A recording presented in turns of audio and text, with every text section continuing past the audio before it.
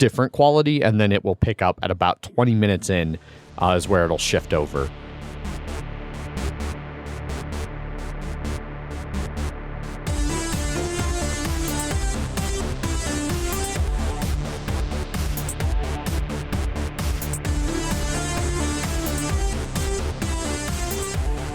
Hey, everybody. Welcome to another episode of the Mile High Game Guys board gaming podcast. I'm your host, Adrian. I'm Zach. And I'm Jeff. I was glad to see you remember it this time. I did. Last time I fucked it all up. Oh, yeah. I combined Mile High Dungeon Delvers, which I hadn't done in that point for like 6 months. Exactly. With Mile High Game Guys that I also hadn't done in a month. I'm glad we're going back to the early days where we just have random cans of beer opening in the middle of sentences. That's fine. We are regressing back to our earlier selves. At least it's my color. So I did that intentionally, actually. I was like, I got to give Jeff the teal one. Yes. Even though that one is also Megan's one. I won't lick the rim. Now I think you're gonna. I didn't think you were until you said you weren't. And then it's like...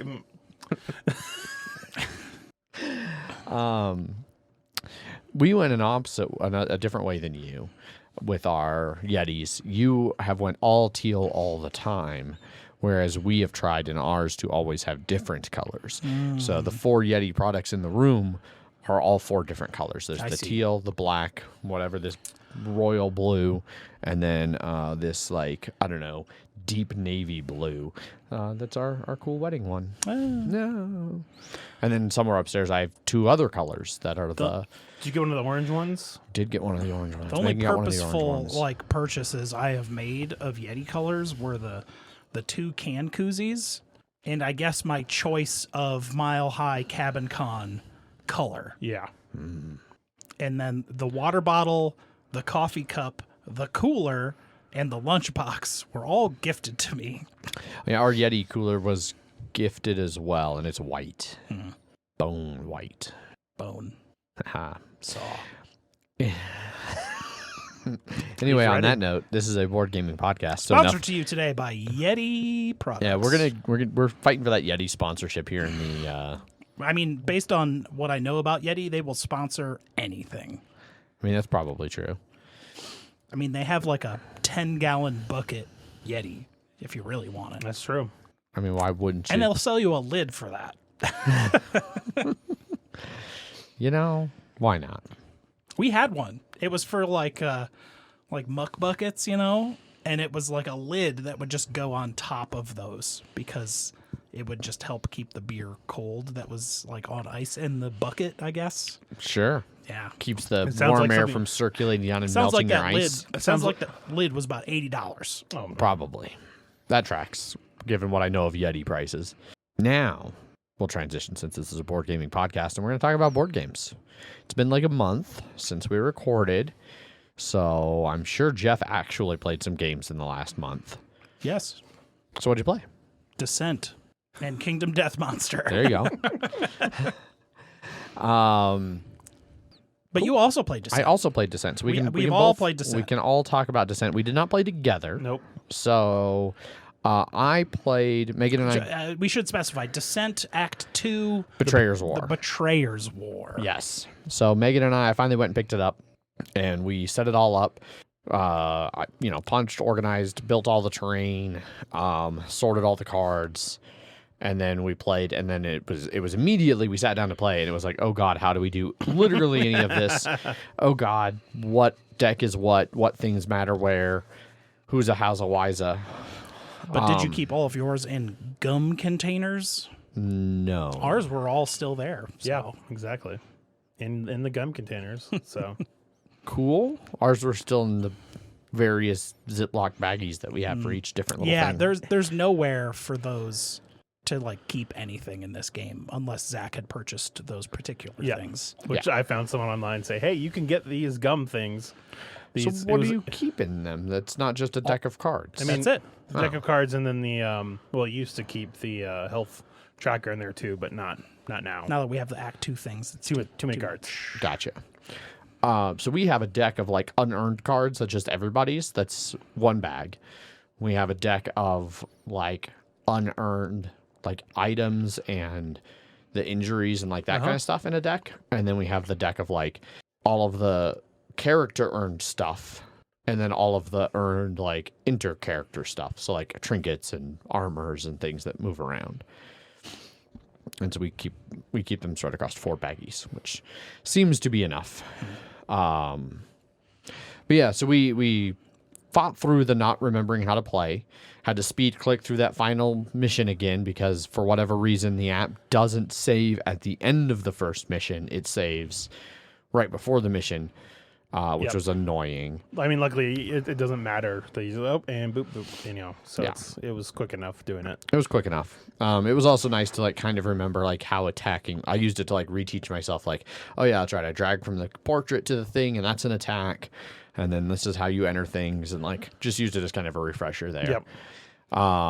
And then we started that first mission, and y'all were correct. So you guys talked about this the last time we recorded. Yes. That mission is long. It took us 3 sessions to get through it. Oh wow. We left it set up because like we played for like 2 or 3 hours, and then we had to go to like a movie or something, and then we came home and we played for like another hour that night. And still didn't finish, and then we did like something else, and then like 2 days later came back and played for like 1 more hour. It ended up being like 4.5 to 5 hours. I think that's what ours was. Ours was like 4 hours 40 minutes. Yeah. And that tower was ridiculous. And the way we started to build it was a problem because we were sitting basically where you two are, and so the tower like kind of grew here, and then like that last little bit kind of went this way away, and it's like, well, that's unfortunate. Yep. So. It had previously stayed set up on the table for our second play for like 2 or 3 weeks pre our Michigan trip. Yeah. Until literally about 3 hours ago when I came in here and cleaned it all up. It's like, shit, we're recording. I should probably go clean all that shit off the table. Yeah. So did you keep your main 4 that you did from the last one? We did. Okay. Yes. What are your main 4 again? So our main 4... So I play almost exclusively Cyrus and Varix. Okay. Megan does kind of rotate between all 3, but I would say her main 2 are Galadin and Lady Bryn. Chance, we like Chance a lot. And she rotates Chance in she rotates Chance in way more than I ever think of touching fucking Kelly. Not a big fan of Kelly. Although like some of her new stuff looks pretty badass, so I might rotate her in more often. It's pretty cool. The contraptions are nice. Yeah. So, but yeah, Cyrus and Varix continue to just be absolute monsters. What do you think of the Phoenix being its own thing? So we played 3-player before. Now we have Thursby in our group. So and he is Cyrus. So yes. He was not a fan. The Phoenix being its own thing allowed us to cheese a major portion of that first mission. Because the Phoenix can sit in a certain square that somebody needs to get to like leave the map, and then they can't ever get to that square. And so we just, because the Phoenix flies and ignores all terrain, all everything, and so it's just like, so that person's running for that square, Phoenix, go. Yeah. And then so it super cheesed that, which was Yeah. Well, he's good for obviously just, taking like not absorbing damage, like stopping enemies from like coming to you. Yeah. Some good area control. And then also when you take when he takes damage and then you get a bunch of stress, it could then tie in well with your ability about like removing all that stress and doing a bunch of shit. He never took damage in mine. Okay. I was actually kind of careful to keep him from taking damage. I did use him several times because one of the abilities of Cyrus does damage to enemies that are like within 3 of him or something. He like goes Nova. And so I used that a couple times. That was pretty handy. Like, a big new group just spawned. They're still kind of clustered. All right, Cyrus will go first. Bird will fly down there. Cobb fire. And then everybody else would run into where they would take the hits if the enemy's activated. So Cyrus never took any hit, or the Phoenix never took any hits. I don't think I've seen Thursby use that at all. I don't think so either. Yeah. I mean, it doesn't surprise me that Thursby's not playing correctly. No. Yeah. I actually don't know what I base that off of. I'm sorry, Thursby, if you're still watching. I mean, I don't have it's not like he's known for playing things incorrectly. We're on Adrian's side because he also didn't do most of his abilities in the first. Okay. He learned more when we did the second one. He did a lot of learn by playing. We were sort of like, this is how it sort of works. All right, now do stuff. I mean, he did play through a good chunk of that first. He said he did a couple missions a couple times, but people kept like dropping out. So Gotcha. You know. So yeah, I'd wanted to play today, but Megan wasn't really feeling it. I was like, let's get one more play in before the podcast, and she wasn't feeling it. Well, let me tell you, the second mission, not much shorter. Yeah, it was like 3 something for us. 3.5 hours. Well, we were going to start at 10, so that should have worked yeah, out. that could have been okay. Yep.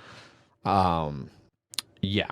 But I like it. I like all the new terrain. I like that the insert is part of the terrain. I think that's a really cool As thing. the terrain master, I'm not a big fan of how much more shit I have to like organize every time we start Well, playing. Sure. look, it would help if, I mean, you just have to offload some of that to your To Paul, Paul, yes. who was never going to have anything That's to do true. with it. He's too busy with the story. Really. Oh, yes, absolutely. Really being Really- invested really very being- in yeah. deep. in Gallatin's real internal Yeah, yeah, struggles.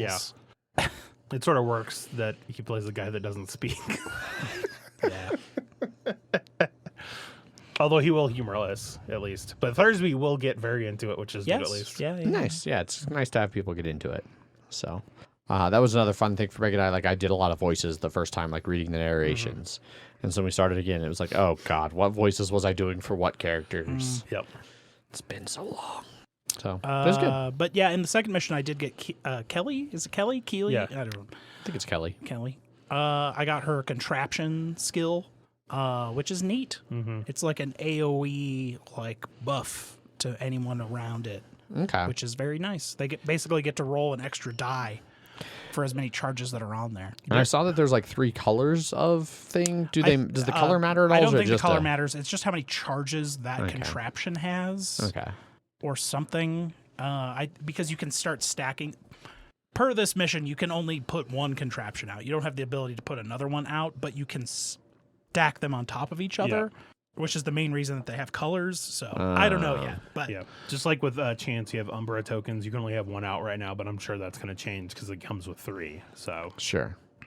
but she has those charge cards where you can kind of put those tokens on there and just kind of keep putting stuff on there. And then I have a really good synergy with Gallatin because he can put charges on other people's cards or preparation or focus, whatever one is goes on there. He can keep my extra die roll to anyone that uses it going for an extra round or 2, which is nice. Oh, okay, cool. Yeah. Synergy. I like it.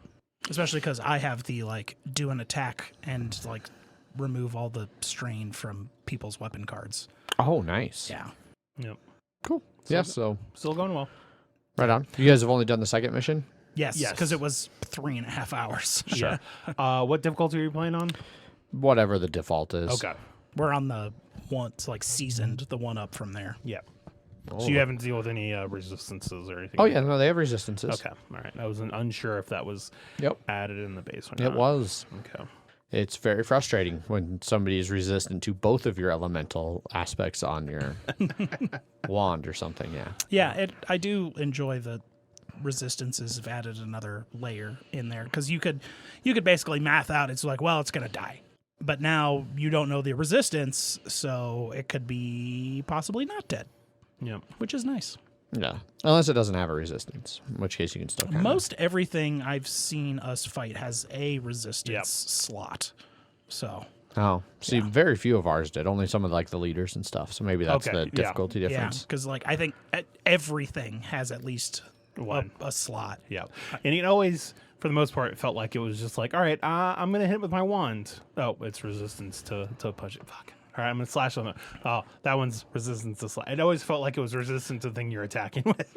And also they're like new names for everything, so they're not the same that you fought in Act 1, even though they're the same model.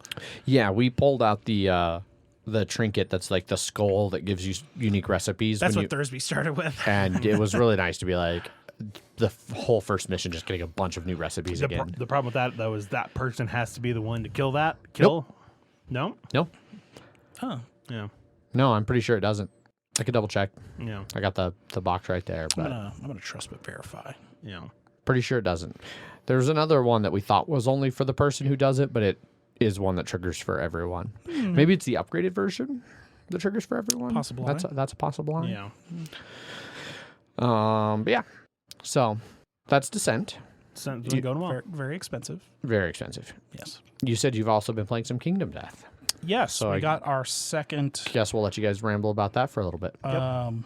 We got our second get together of the new campaign. Oh, yes. People of the Dream. Yeah, something like that. We're Ark survivors. We are barely clinging on by the skin of our teeth. Yeah. I think we had a mission where we basically couldn't take out a full party because we didn't have enough alive people. Also, like, everyone ended up having to, like, skip next hunt. Yeah. There was a point where it was like, oh, well, I guess we'll just end this campaign. And then it was like, okay, well, let's try and get some More people. And then our first roll for I kids. I rolled You did. very well. The first roll for kids was twins. And we're like, oh, okay, Yes. well, that helps. Yeah. Because we have survival of the fittest, of course. You roll 2d10, choose the lowest, but I rolled like a 9 and a 10. And your twins buffer range is bigger in the like dream survivors. So we got some twins. But then, like, I don't know, Paul just keeps dying over and over. I mean, it does feel like his main character is the scout. Yeah. Which is supposed to be just sort of like a secondary character. Yes, it is supposed to be a bad character or like a half character, if that. That can only equip scout equipment, which I think we did forget because we gave them bone darts, which they should not be able to equip. Cheaters. Yes, I see. they should only be able to equip scout equipment. Gotcha. And we gave them like stone noses and bone darts. I mean, they're not exactly the most efficient items that you could possibly get. Not when you're not playing the Bone Clan. Yes. Because then those bone darts become fucking... fragile. Well, they become fucking machine guns. Oh, yes. Shotguns. Yes. Yeah. I'm going to do 7 attacks. Bone darts, strength 12. Miss on... It's a 2+, only miss on 1s. And I crit on 4s. Yep. So we hunted, I think it was 2, we hunted 2 things. We did the Crimson Crocodile. And the Smog Singers. And then a brand new one, the Smog Singers. The Smog Singers are like 3 models. Okay. They're fucking weird. Big models? No. They're Okay. 2x2s. Yeah. Okay.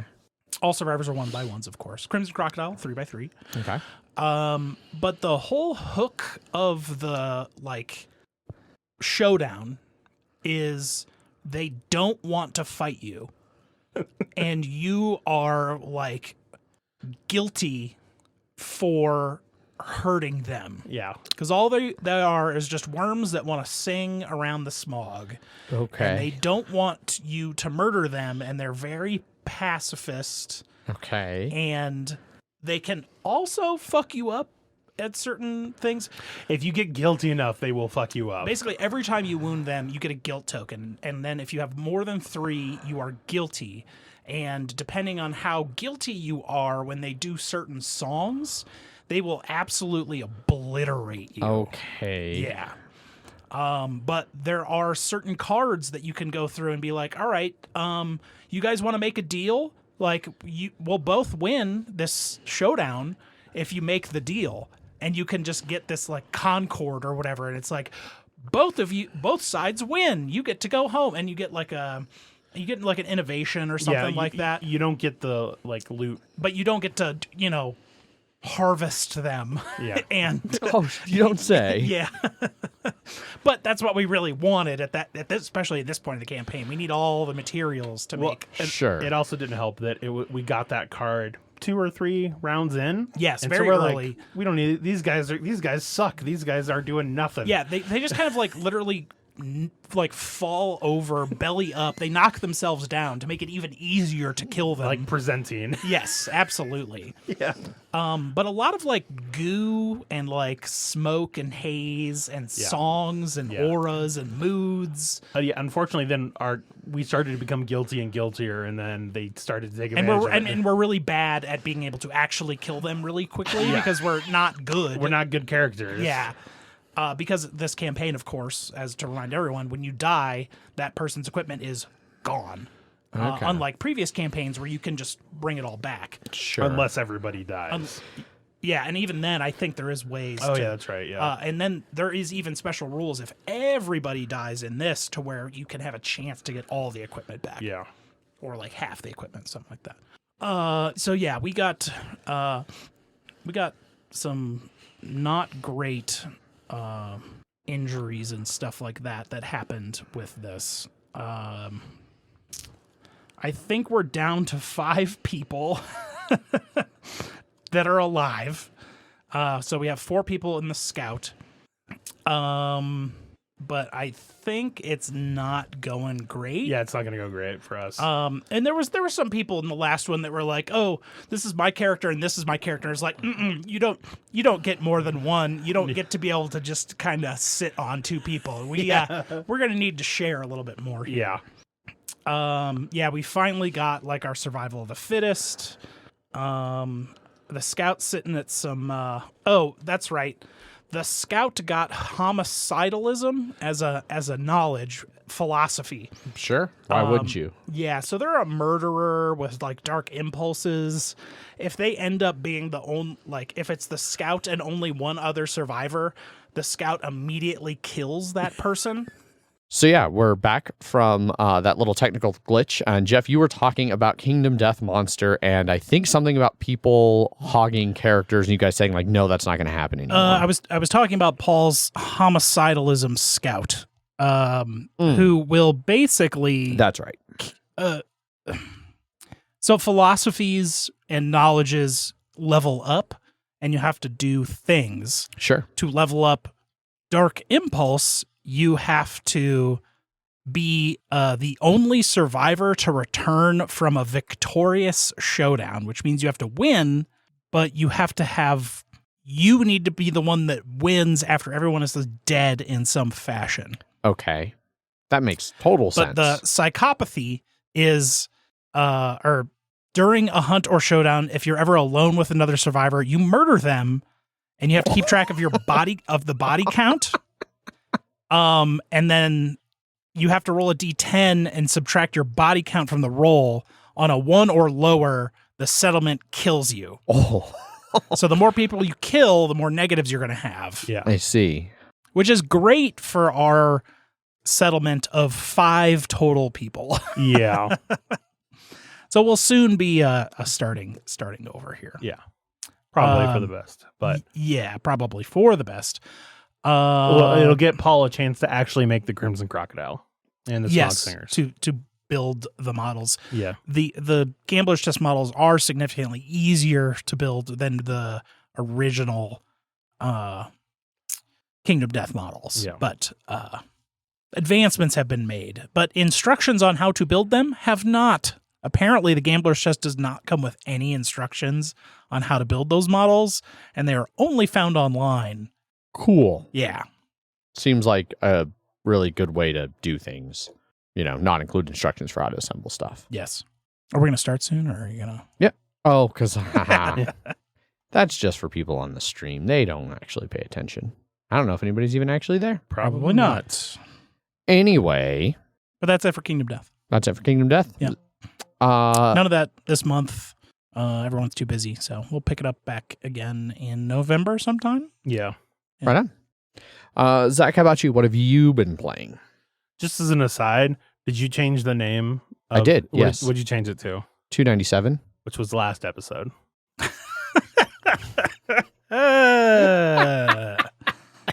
Okay. It's still fine. It's fine. It's fine. Great. Which means you also didn't change it last episode? Yes. If it was currently the one even before that. Yep. Mm-hmm. That probably tracks. Yeah. So something I've been playing other than those 2 games, did more Terraforming Mars. I did another try at Ares Expedition, which is the card game version of it. Yes. More akin to Race for the Galaxy. Yes. Heavy race vibes. Yep.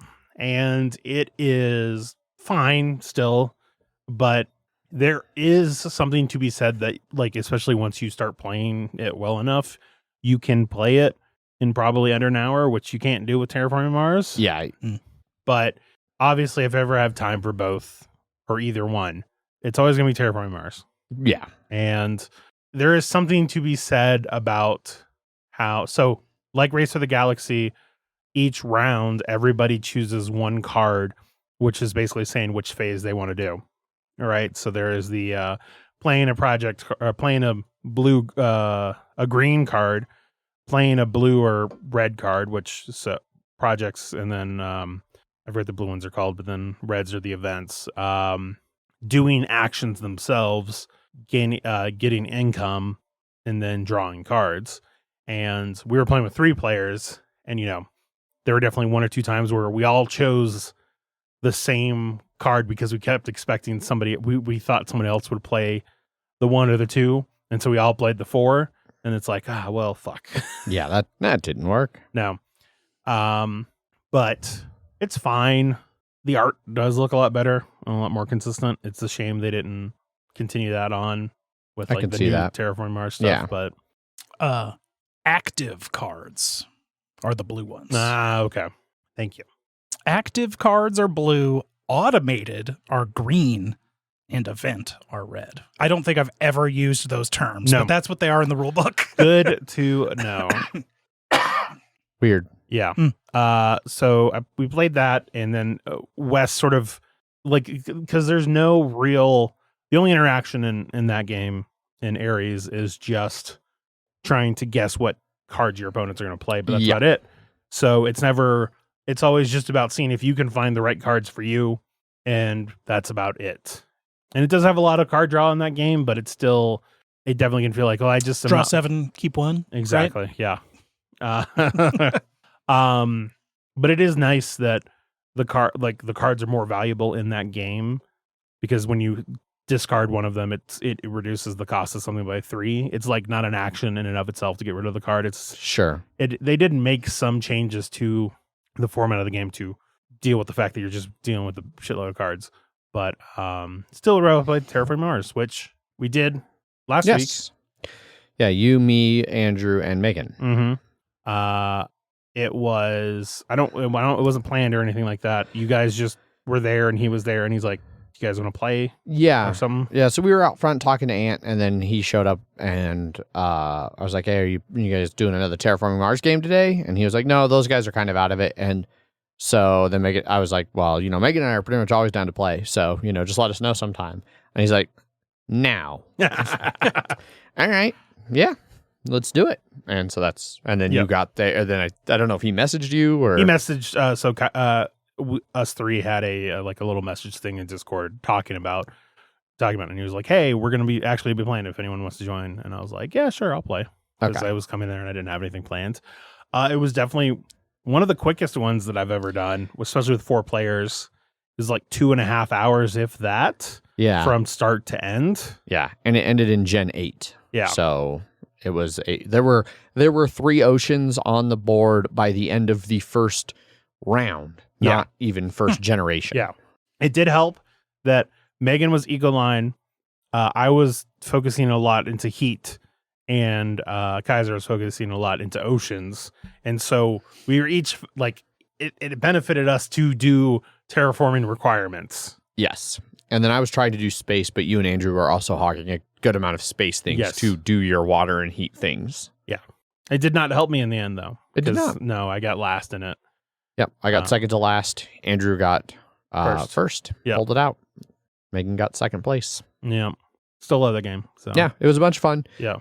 We only played with Prelude. We didn't play with any of the other expansions or anything. There was a funny moment of it went Adrian's turn where all of the milestones were available, and then I finished my turn, and then by my next turn, all of them are gone. yes.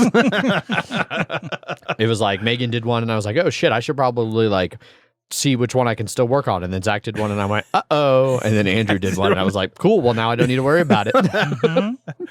It went from it's something to think about in the future to it's closed, that door's closed, I can't go into it. I no longer need to worry about exactly. this. So I do have all of the Ares Expedition expansions. I still need to try those, and I still want to try them at some It's point. Yeah, I'd three be different down to try 'em. modules, one of which turns it into a co-op, Okay.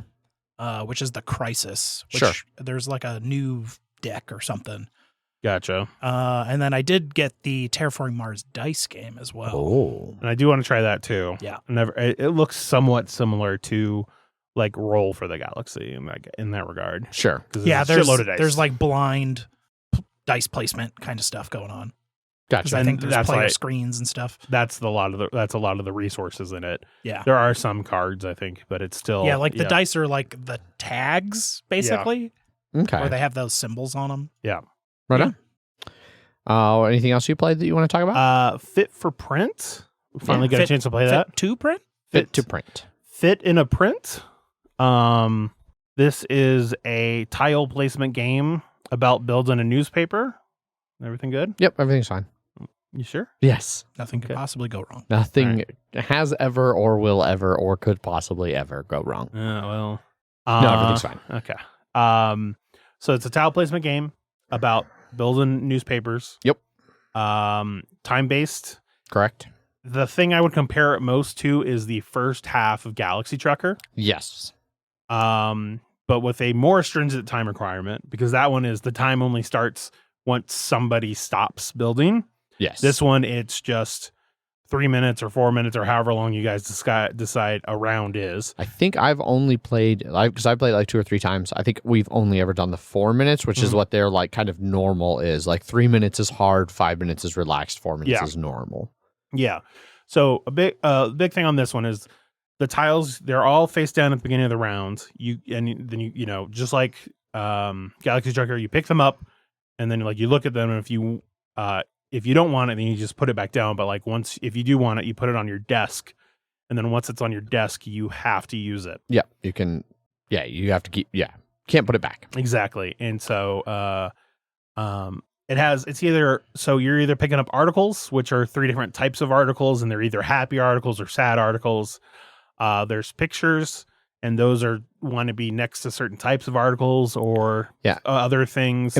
And when you say types of articles, it's like there's like 3 colors that represent news, sports, and like business. And those in each type can be either happy or sad. Exactly, yes.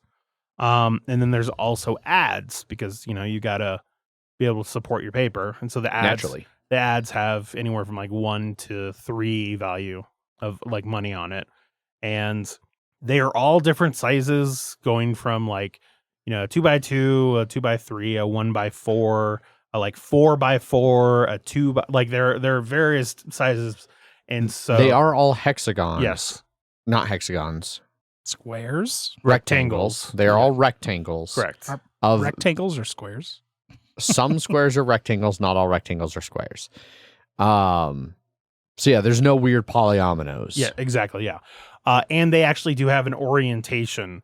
So it could be a 4x1 like height wise, or it could be a 1x4 like length, vertical row, or horizontal. exactly, row versus column. Yes. And so like when you're picking it up, you're looking at that same thing of like you're trying to fit it, because your newspaper has 3 days, Friday, Saturday, Sunday, and each day it gets bigger.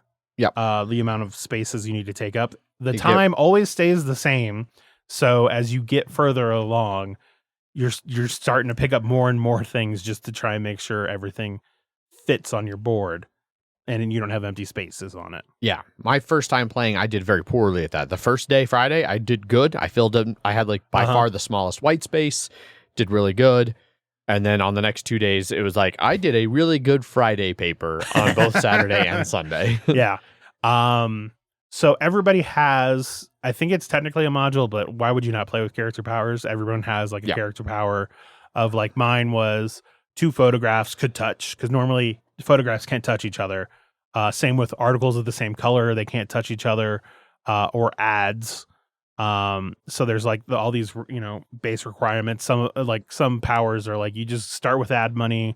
Other ones are like, you can do so. In the turn on, in a round itself, you have 2 phases. Is like one, you have unlike Galaxy Trucker, where you can pick up a tile and then place it directly on your board. You pick up your tile. So, and if you want that article or ad, then you put it on your desk, because there's like a little 3D desk that you built. Yeah, the 3D desk is a deluxe component. If you get this, not the Kickstarter, then it is just a card, or I think it might be just the desk, top part of the desk, which is fine. Yeah, totally. Yeah. But you take all of these on your desk, and then at some point you say layout. That's the word. Excuse me.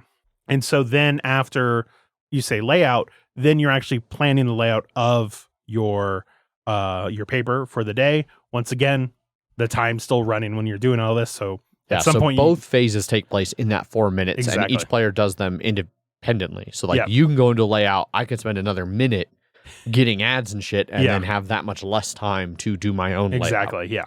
So then you can place it on the board. You can move things around, but then once you say print, then you've locked it in. Lock it in, Jeff. Lock it in. Lock it in. And then you take, there's these times, like it's basically like whoever finished first, second, third, fourth, fifth, sixth, you can play up to 6 people, which would be crazy. I'm still bummed they decided not to go anywhere within 1,000 miles of Denver. Look, they went to California, all right, and also like Chicago. So could have gone to one of those. Auntie Donna was touring the United States and like nothing in the middle of the country. Definitely did. There were one or two times I was like, what are the flights out there to be like, just go out there for a night or something, but it was not economical. Exactly. But at the end of the round, once everybody has their time, then you're going to check to see how you scored. And it's based off of like how many different types of articles you have, or there's the photographs have scoring components on it. You want to have like you good? Tastes bad? It is an IPA, so continue.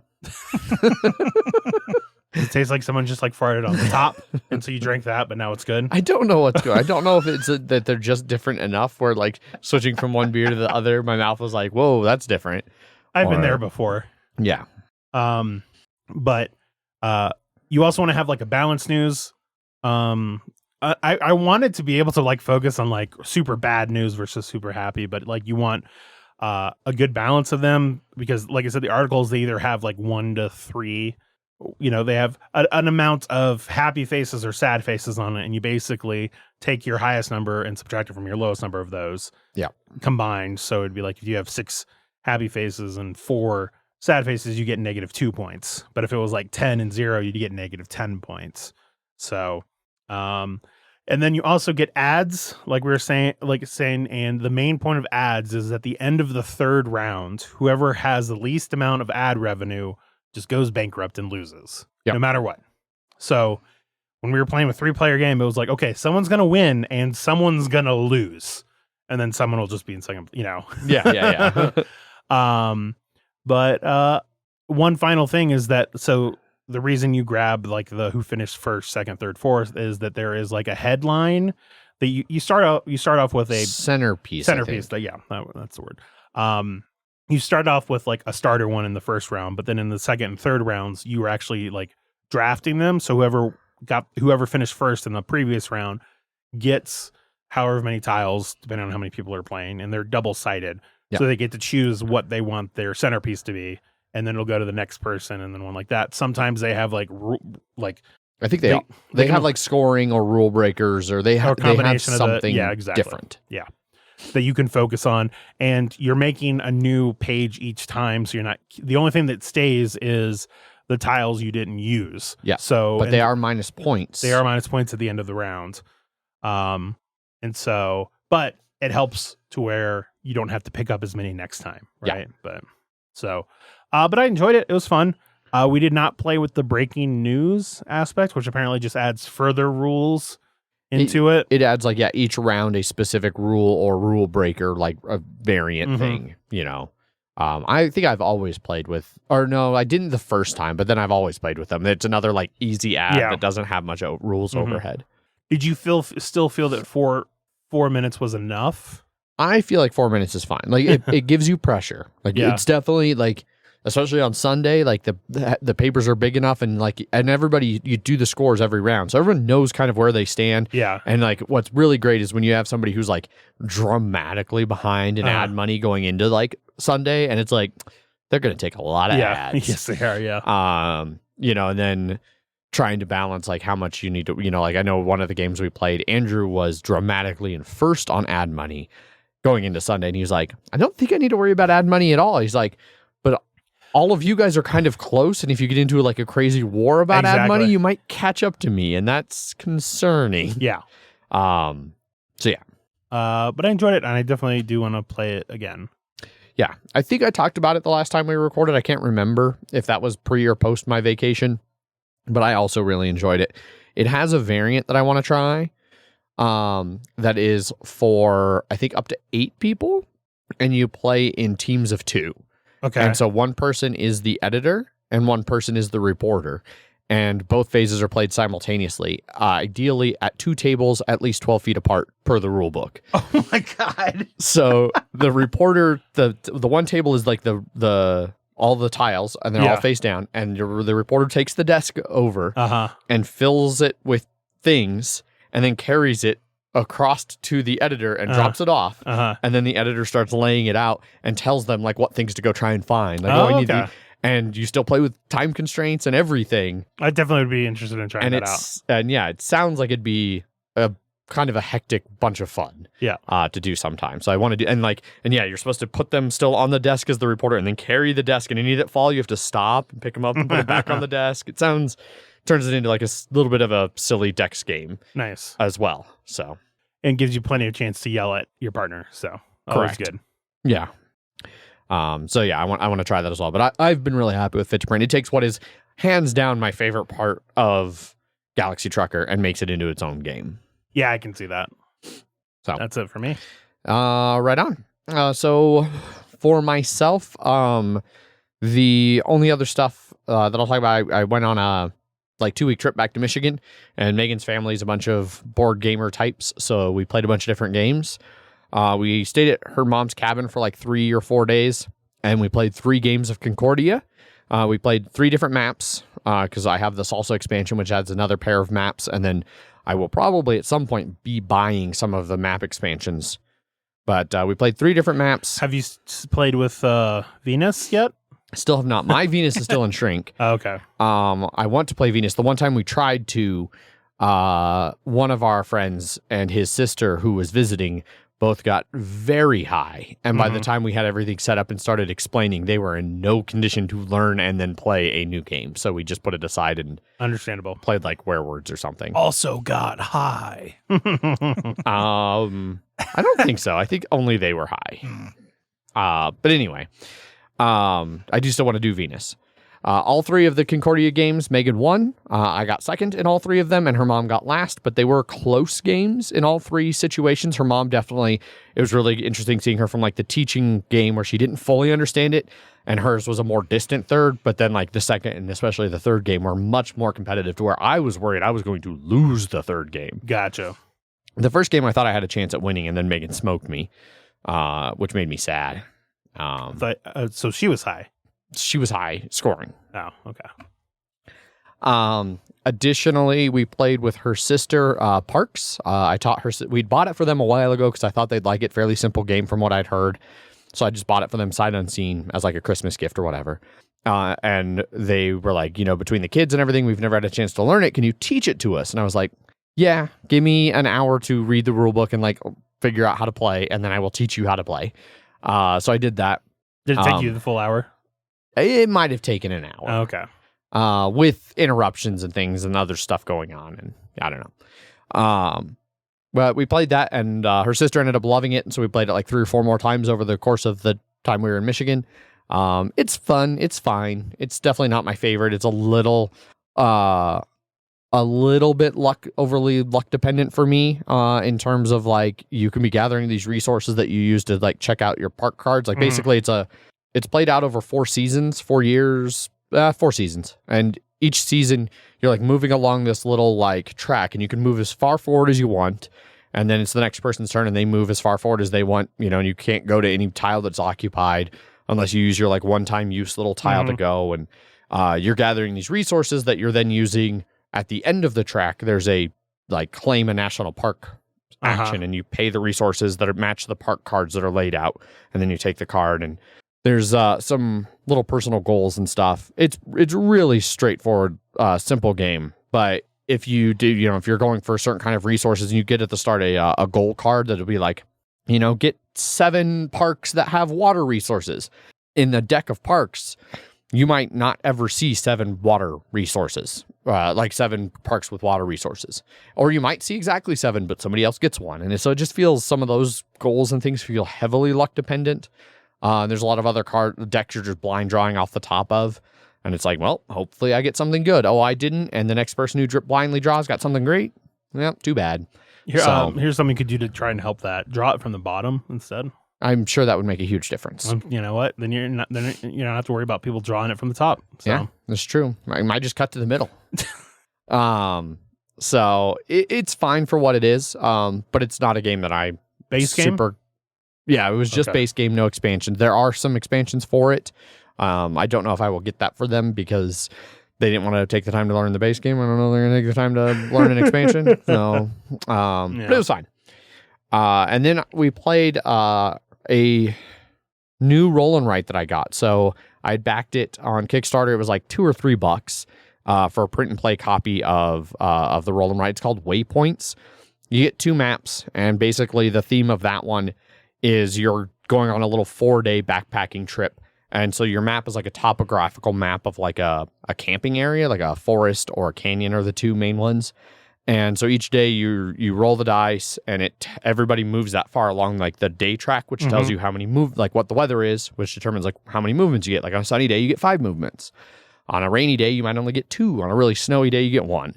And don't ask questions about how it's raining, snowing, and sunny all in the same day, let alone over the course of the 4 days. It just is. It's a magical place. But you're basically going along and you're trying to see. Each map has 3 animals that you're trying to sightsee, and then 2 different geographical features that you're like trying to hit that give you different benefits when you hit them. And so each person's like drawing their little map. And the time thing, like the 5 movement that you have, every time you cross a line, latitude or longitude or topographical like elevation line, it uses one of those. Okay. So like a day where you get 1, you can like go to the next square over if you don't change elevation, or you can change elevation once. But you can hit as many things as you want in one area as long as it's all nice flat ground in the same general vicinity. Gotcha. And then there's a bunch of scoring based on that, kind of like any roll and write. You're filling in little bubbles and things based on the things you do on your turn. I really liked it. Megan really liked it. I laminated 2 of the sheets. Well, I laminated 6 of the sheets, but we stuck 2 of them already. Gotcha. Of each map, so 4 sheets total, in our camping gear because it's a super easy one. It's very thematic to play while you're out camping. Yeah. It's just another cool game to have available in the truck when we're out camping or whatever. Nice. So I liked it though, and I like at the very end you can see everybody's little map as they wandered all around the territory trying to see and do all the things. So Nice. I thought it was pretty cool. Cool. And then we played a lot of the crew, but I'm not going to really talk about that because we've talked about the crew a lot. But everybody I've been introducing it to really, really likes it, and so we played a lot of the crew. I've even played it with Matt, who famously hates co-op games. Yes. And he really likes that game. So. Oh, nice. Yeah. Yeah. We, me, Megan, and her mom ended up went out to a couple breweries on some of the nights we were there. And we burnt through we were playing every time. Like when we won, we'd set aside those goal cards and keep playing. We played through almost the entire deck of goal cards. We were playing, I think, up to 12, I want to say, by the end. 3-player 12 difficulty. Doing pretty good on it, pretty consistently. So it was nice. I dug it. So yeah. Neat. I think that's going to be it for what we've been playing. Yes. Speaking of Matt, I'm going to dive right into Banter. I don't know if Matt actually listens to the podcast, but if he does, Matt, consider this my apology to you for ever doubting Nebraska being an okay state. I used to think it was a pretty garbage state, and then I drove through it, back road, side road, seeing different things off the, turns out when you get off of I-80, there's actually things in Nebraska. It's not just cornfields and truck stops, which is what I had previously believed. It's still that, but more. It is still that, but there is a little bit more. Gotcha. Going out to Michigan, so our whole thing was we took 2.5 days to drive out and then 3 days to drive back. So we were stopping and seeing different things and camping in weird spots. We drove the truck, so we tried to stay off the interstates. Just really have an adventure kind of a trip. And so we drove through the Great Sand Hills Scenic Byway through Nebraska, which is a apparently a good chunk of western Nebraska used to be these massive sand dunes that then got grown over by grass. So instead of like blowing or eroding away, they're now covered by grass and are these cool, weird sand dune looking hills. Okay. So they're When you go on them, though, did you like get on them at all, or did you just see them? no, we just saw them. Okay. We just drove down a windy road through them, Gotcha. seeing all of the stuff out around them. Okay. We went to Carhenge, which is a 1-to-1 replica of Stonehenge made out of old junk cars in Nebraska. There was some dude who was an engineer. He worked in the UK for like 20 years, and when he moved back home to Nebraska, he was like, I miss Stonehenge. We should have something like Stonehenge. And so he made Carhenge. Okay. It was a kitschy little free attraction on the side of the road. You just pulled up, went and walked around, and then drove away. It was cool. Yeah. It was. Yeah, I learned Nebraska apparently has the world's largest man-made forest. So, that's a thing. We didn't see it. It was weirdly in a position where we missed it going out, and then we went on the other side of it going back, and Gotcha. it was sandwiched in between our two paths, and we never saw it. Went out to Toadstool State Park, went to agate fossil beds, bunch of cool stuff. So Cool. I'll admit I was Nebraska's moved up. It's no longer like bottom 5 state. It's now somewhere probably in the middle. It's definitely not top 5. Let's not get carried away. Not praising Nebraska too much. What state has now slipped into the bottom 5? I don't know. I don't have a definitive in my head ranking of all 50 states. Just give me one that would be in your bottom 5, but wouldn't be the worst, and we'll say it's that one. Sure. Let's see. Kansas and Georgia were definitely already there. Florida was already there. Uh-huh. Texas was already there. So what's the new one? I bet the new one. Let's say Connecticut. All right. Have you ever been to Connecticut? I was stationed in Connecticut. Oh, okay. All right. That counts. Yeah. How? What do you feel about New Haven pizzas? I remember having them, but I don't remember anything Okay. about them. I was only there for a couple months. Gotcha. Light cheese, a lot of sauce. It's better than St. Louis pizza. I mean, I don't know what They do provolone instead of mozzarella. but it's not. It's not like it's like a processed provolone that is like slice. Like a slice of it is just like slapped on it on the cheese. And It's like, not great. No, this does not sound good to me. I couldn't talk. Megan was. We were driving back, and I don't remember where it was. Somewhere in like northern Wisconsin, there was a hole in the wall. Like we drove through this town, and they had like 3 pizza joints, and we were like, "Fuck, man, pizza sounds kind of good." But we're like, "Fuck it, we're already through. We're not stopping." So we, okay, Google, like find pizza on the route, and it popped up like 3 different joints, and one of them was very highly rated, Chicago style deep dish, way in the middle of like Wisconsin, and we unfortunately. Megan doesn't really care for deep dish, and we didn't want to spend the time it takes to like go order and then have a deep dish made, Yes. since we're trying to drive across the country. Yes. But I was very intrigued. All the reviews on there were like, "I'm from Chicago, and this is the best deep dish I've ever had anywhere but Chicago." Oh. Somebody's like, "Oh, I've had it Uno and Duo, and this ranks right up there with them." I was like, skeptical. Yeah. If you think Uno and Duo are your top tier, right. Yeah. I mean, look, they're fucking named 1 and 2, right? So yeah, it was a good trip. Other than that, we went to a beer fest, Oktoberfest. It was really good. A lot of Michigan beers, very heavy Oktoberfest themed. Mhm. They had a bunch of Lot of- really good free food. A lot of founders there, so is what you're saying? Founders did not show. They don't show up to anything. No. So. Yeah. There were some Bells. Although I don't think Bells themselves were there. It was like a local liquor store. Like went in and brought a bunch of like their stock and were just pouring cans into your taster glass. Interesting. Yeah, it definitely has gone downhill from 6-month-old Oberon or something. Yeah. No, this hasn't been moving very well. But there were there's like 5 or 6 really good 5 or 6 breweries, a couple of which are really good in the UP.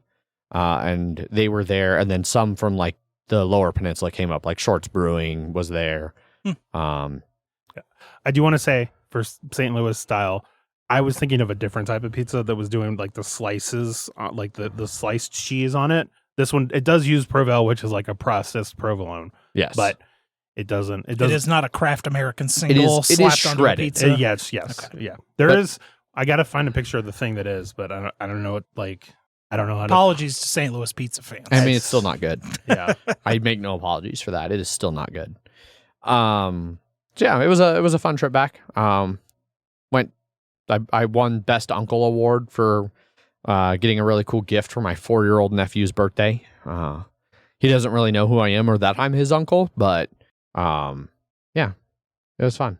A lot of driving, a lot of gas. Very expensive to drive the Tacoma to and from the Upper Peninsula of Michigan. Was the gas any cheaper up there? No. More expensive? More expensive. I think Colorado was the cheapest place I got gas, both at the start and at the end. Oh, okay. So, Speaking of beer festivals, the Great American Beer Festival happened since the last time I recorded. nobody cares about that. No. Which I got to go to for work. Twice. Well, not for work Well, twice. I once bought a for ticket work. once to go with a friend. And then I got to go to the festival Saturday early. It was weird. It was light. Like, it's so expensive to go that, like, I can see why there were so few national breweries that came. Normally it's like hundreds and hundreds and hundreds. And it was like, yeah, there's a lot of Colorado ones. And maybe there's a row and a half of like Great Lakes, Northeast, Southeast, Northwest, bunch of California, bunch of Texas. And that was kind of it. It looked like the weird Gen Con years where everything was really spread out to kind of cover the like square footage that they had. Yeah. I went Thursday with a friend and it was pretty light, even just attendance wise. I mean, it's Thursday, whatever. But I mean, tickets used to sell out Instantly. immediately. Yeah. Mhm. Tickets were all still available. And so much so that the usual Brewers Association only tickets that were the early Saturday, they opened up to GA. Oh, wow. Yeah. But we won 2 medals at GABF. The first time I think we've ever double medaled at anything. Won a gold for White Rascal and won a silver for Island Rascal, which is our passion fruit White Rascal, basically. Sure. But we also won a gold at the World Beer Cup earlier this year. So we have double gold medals for the same beer in the same year. Of the, like, I would say the 2 most coveted of awards Sure. that U.S. brewers really care about. So Yeah, that makes sense. that was cool. Yeah. Yeah. Congratulations. Yeah. I got to wear the medal at the booth. Got my I picture got a taken. photo of you with Yeah. the medal. Saw a photo of you. I Yes. don't have it. Yeah. He printed it out. And It's just framed. Yeah. understandable. It's in his Jeff closet. So. Yes. Next to his Nickelback CD. Mhm. Uh, It's just playing How You Remind Me. How You Remind Me. Or look at his photograph. Yeah, I have a life-size Chad Kroger holding the photo of Jess Yes. Yep. with the with the medal. Exactly. Megan doesn't go in that closet. It scares her. Yeah. So that was fun. Nice.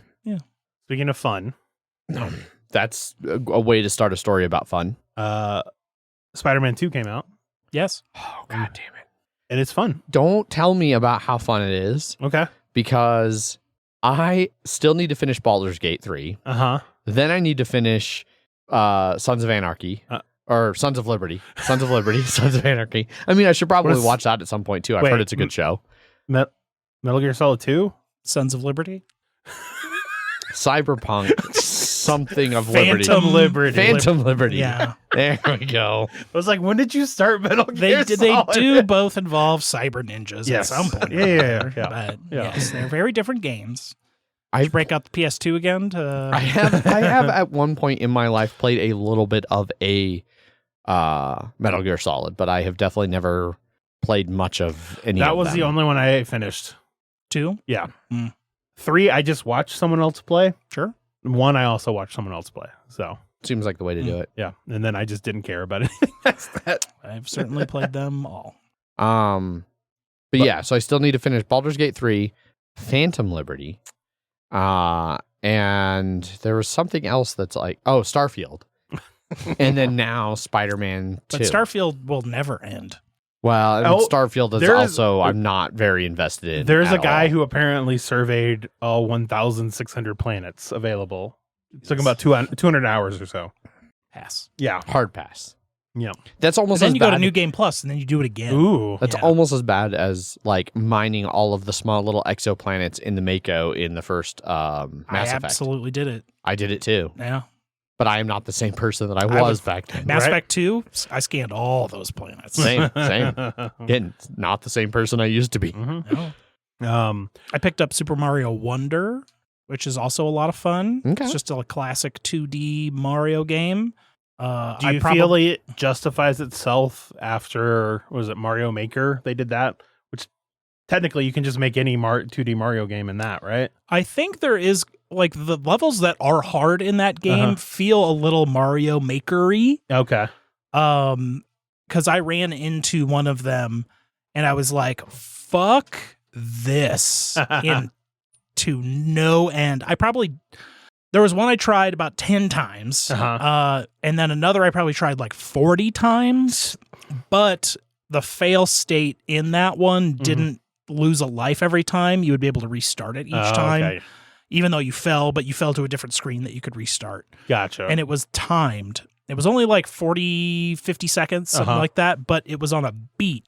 And you had to, and it was all these blocks that were appearing in front of you on the beat, but they were also then disappearing behind you, and that beat got faster and faster and faster and faster. So you had to be quicker and quicker, yeah. And it was all jumping, and it took probably 45 minutes to an hour Gotcha. of just I would get to that end part and be like just a millimeter off. It was so tight. But the reward for it, I was like, oh, okay. So it opens up and you get like so the hook and wonder is you get all these badges that give you like little buffs that can like let you dash underwater or jump a little higher or have like a float. And then like if you start small in a level, it auto gives you a mushroom or something like that. But you got a special badge that was you always jump. You never have the option to not jump, so you're always hopping. But you can hop really high. Right. And so you get that for doing this extremely hard level, and then when you finish that, you get to the secret world equivalent. Gotcha. Which I tried, and I was like, nope, just gonna not do that, and I'm gonna shove that one down because it was nigh impossible. No, I get that. We still talking about Mario? Yeah. Okay. In Jedi Survivor, I was doing all of the the skill, like the little skill cave things that they had. Yeah. And then I got to the one that had two of the Rancors, and I did it twice, and I was just like, all right, nope. I struggled to like the other harder ones. That one though, I was just like, fuck just that. nah, I'm good. nah. Something having like an automatic like insta kill that can reach you from like 30 feet away, and two of them. And you're in like a 60 foot circle. So I found a weird toad thing very early in Jedi Survivor, I think it was. And that was just immediately like, okay, this game is not for me. The first one, Fallen Order? Yeah, I think it probably was Fallen Order. Yes. Yeah. Yeah. You had to fight him and his dad in the second one. Or son, I guess. I don't know. Okay. Yeah. It was not. I it was was on- hard. It was Hard pass. That was the hardest thing I did that I completed. I fought the first monster thing on the first planet, basically. Gotcha. It was like, oh, okay. Well, I beat it. It was a lot easier than the frogs. Yeah. Yeah. Frogs are fucky. But yeah. Spider-Man 2, a lot of fun. It's more Spider-Man, so. I've heard that the fast travel, which you never use, is amazing.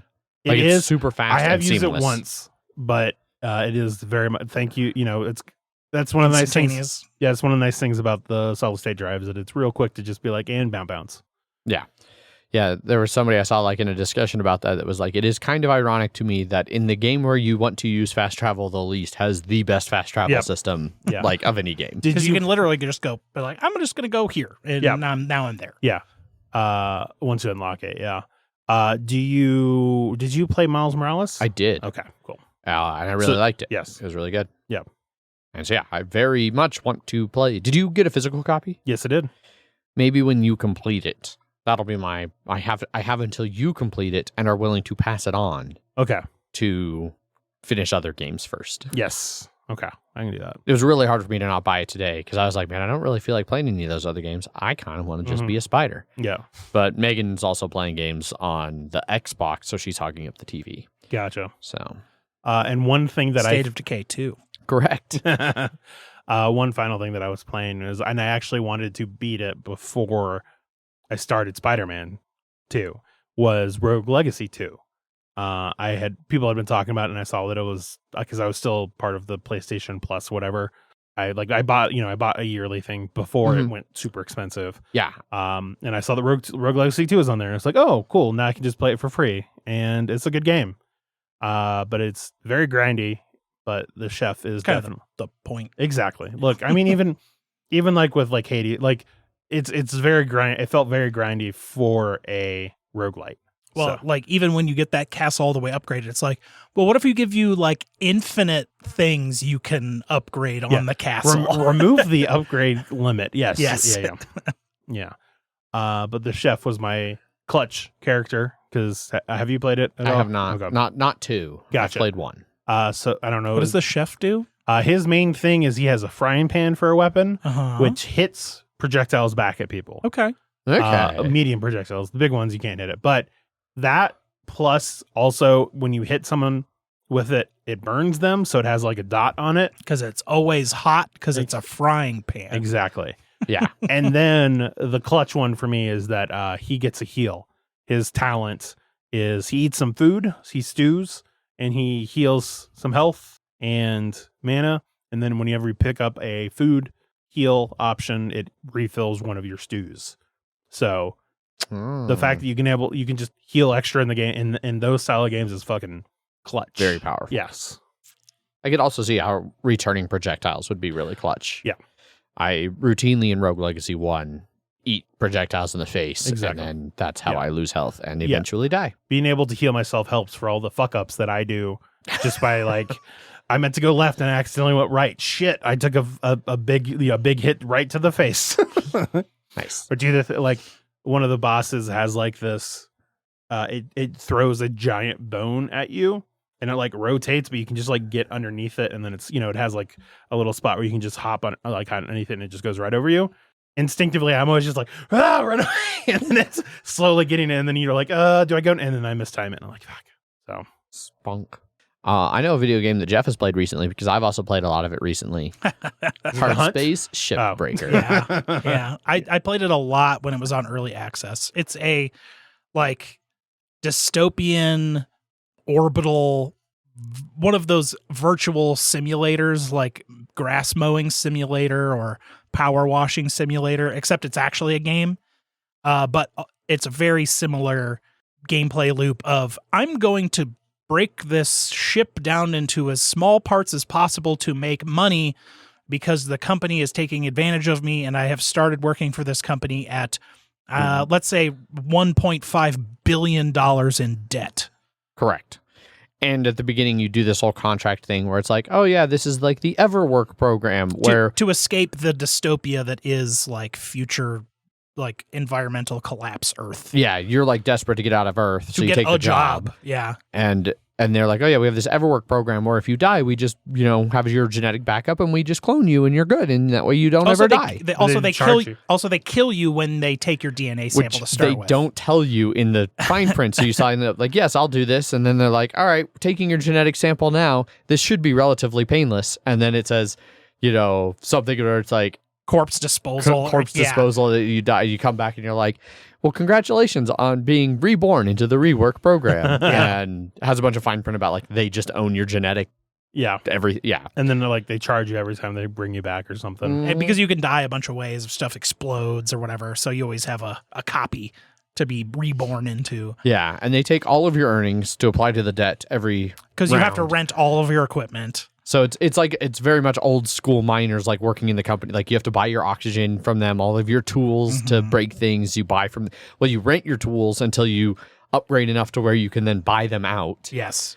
And then you stop paying the fee for using them at least. And they always break down, and you have to pay them for repair kits to be able to repair the tools. Yeah, it's got a light little story to it, but mostly it's just a lot of fun, like going through and like the ships get increasingly complex in terms of like, parts of them are pressurized and parts aren't, and you're like in the vacuum of space. So you've got to like safely decompress it, and then you've got to like Because if you don't, yeah, Yeah. you know, and you've got to like pull the reactors, and there's the a safe way reactors to can go off. there's a safe way to do it, and if you don't, Yeah, and then there's like these big furnaces and these big ore processors, and if you fuck Fuel up, you get tanks. too close to them, you get sucked in. There's cryo tanks, fuel tanks, all kinds of shit that can explode. Electrical hazards. You pull a battery wrong, and it'll arc a big bolt of electricity and fry you. And if you do your rockets too fast or you pull yourself too fast and you hit something, it cracks your visor and you explosively like.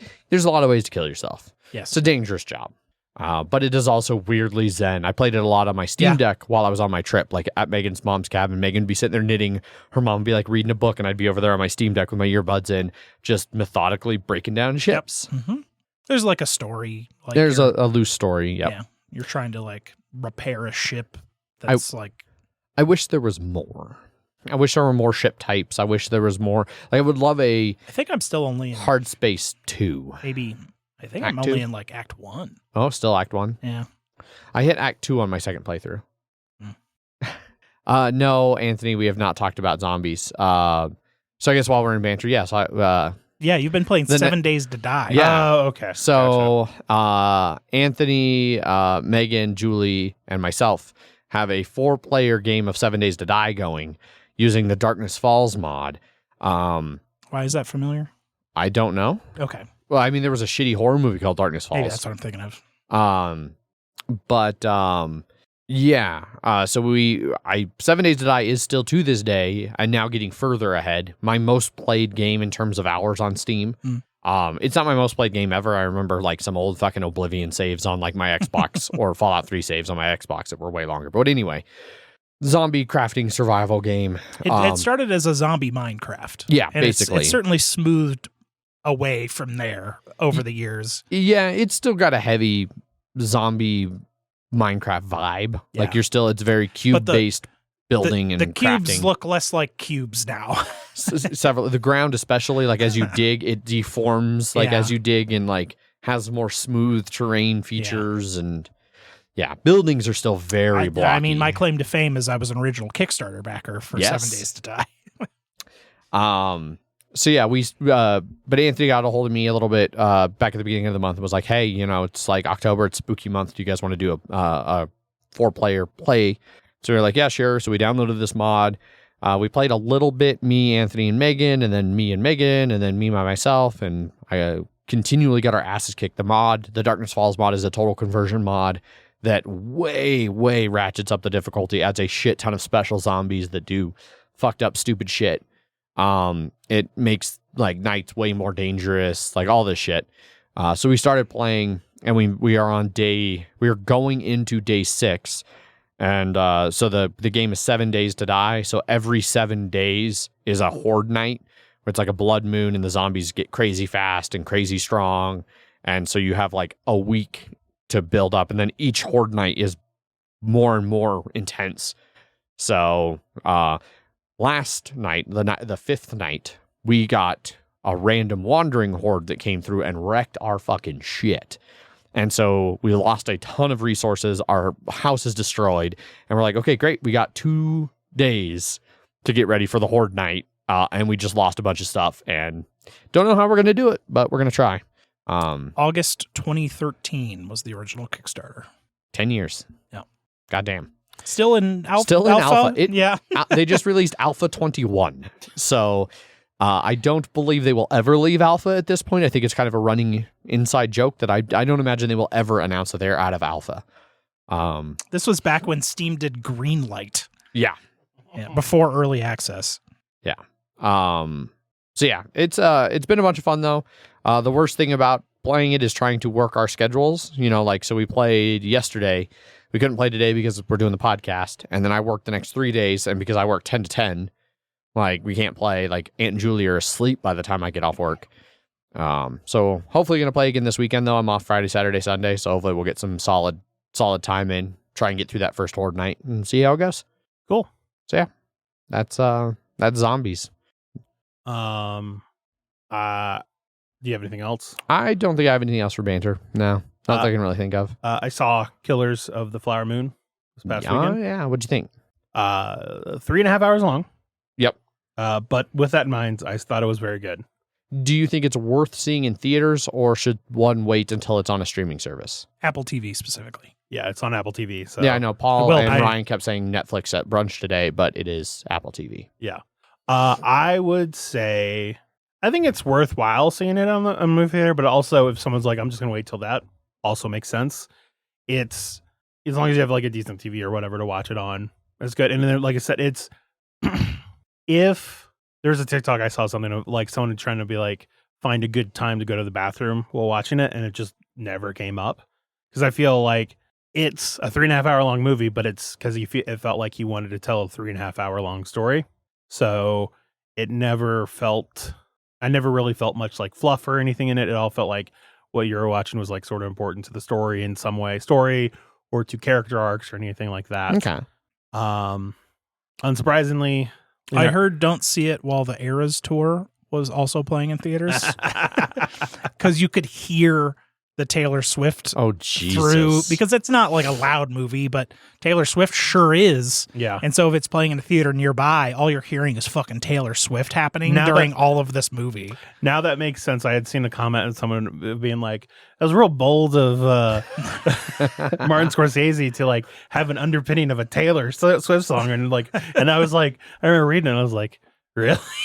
Didn't want to put it together. Because all until the that. Eras tour shit Exactly. was happening. That's the nice thing about seeing it in the big show is that has the loudest. Yeah, you know- nothing's going to overpower. exactly. Well, I just don't think there's another theater adjacent to the big show.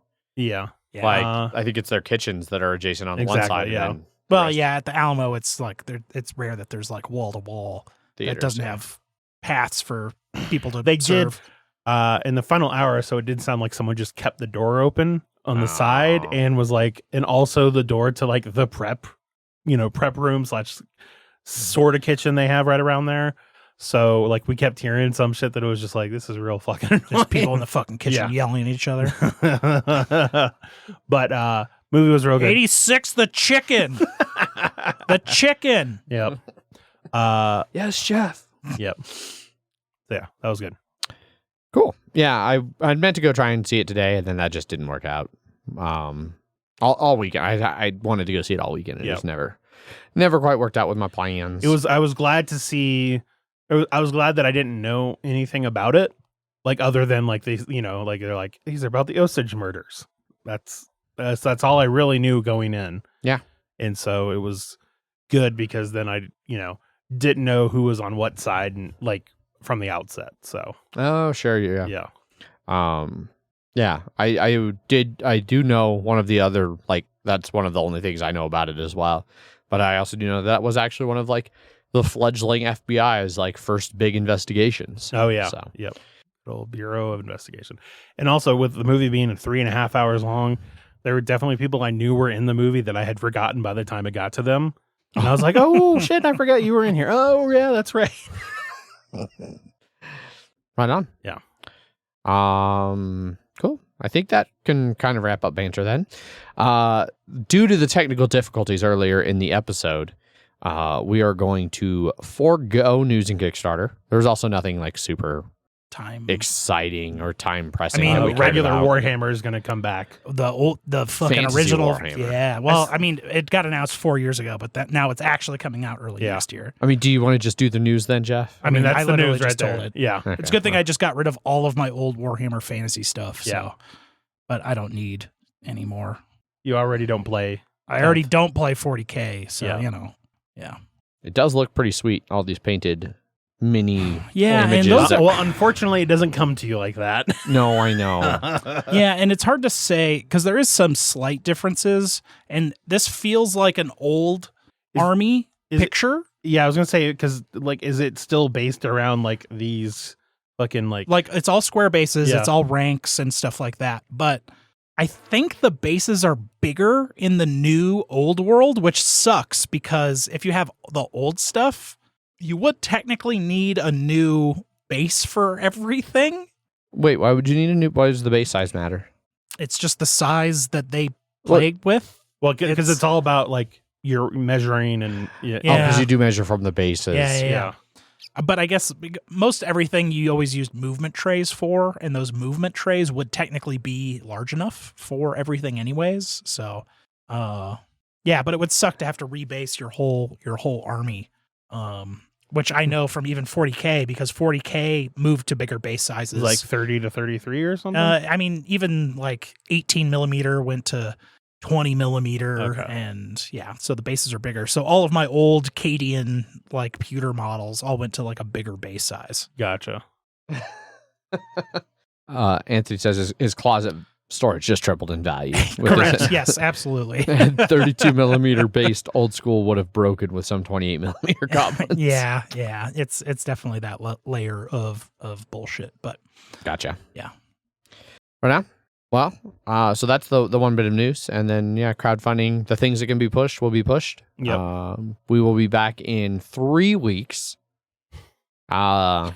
Yeah. The times they are rough right now with my bullshit schedule. Your schedule has at least gotten a little bit more consistent. It has gotten more consistent in that I no longer have days and nights. I just have like You have second shift, basically. 10 to 10, Yeah. 10 a.m. to 10 p.m.